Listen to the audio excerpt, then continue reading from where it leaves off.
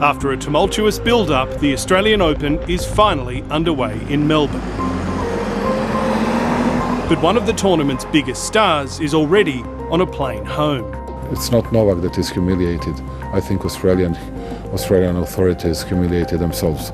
The government claims the deportation of defending men's champion Novak Djokovic shows it'll always put border protection first.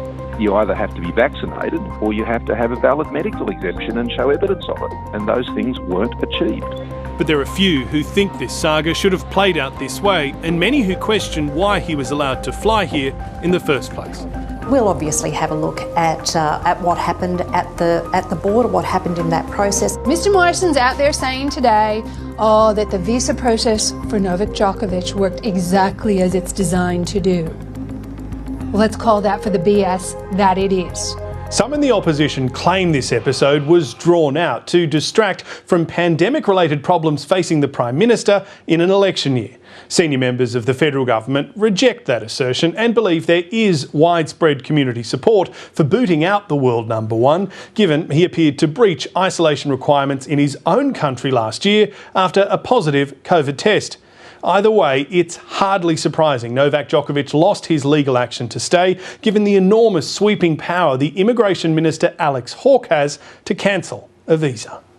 In court, the minister argued Djokovic's presence here was a problem because he may create a risk of strengthening the anti-vaccination sentiment of a minority of the Australian community, given his well-known stance on vaccination. So Novak Djokovic is certainly known for his anti-vax position, and he's obviously stated that publicly at one point in 2020, but he's actually been reasonably silent on it since then.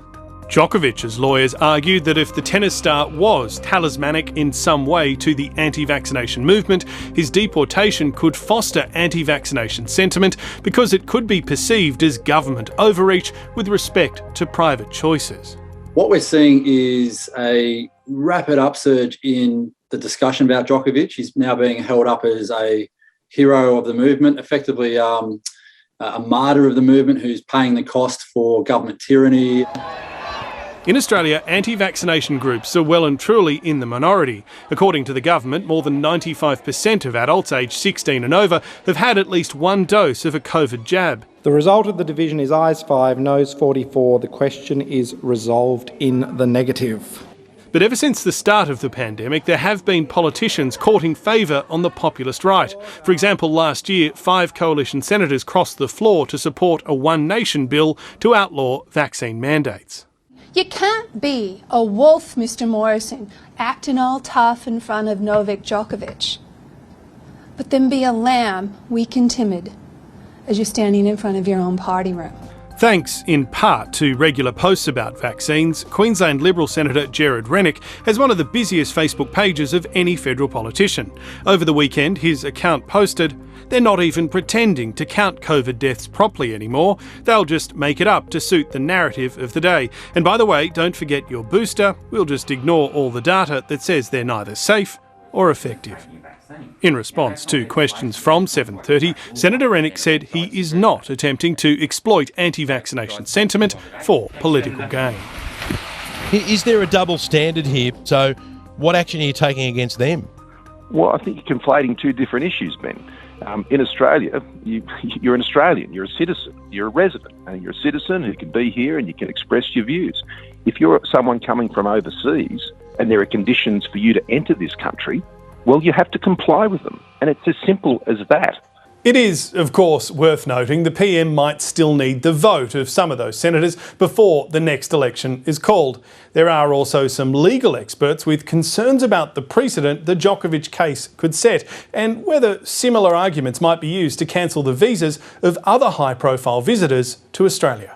If we applied that to someone like an environmental activist like Greta Thunberg, say, she wanted to come here, she was invited to speak at a big climate change event here in Melbourne.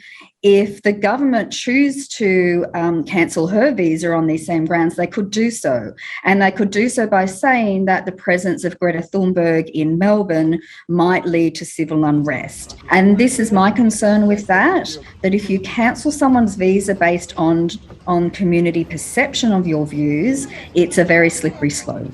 The government today appeared to leave the door open to Novak Djokovic returning to Australia for the Open next year, instead of the customary 3-year ban after ministerial intervention. Now, there are some compelling reasons that that may be able to be looked at, but that's all hypothetical at this point.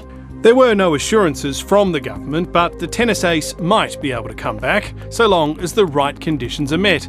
That is, assuming he ever wants to make the long flight again. Hi, I'm Lee Sales. Thanks for watching this story. If you'd like to watch more of 730's stories, they are on the left of your screen. And tap on the button below to subscribe and get the latest from ABC News.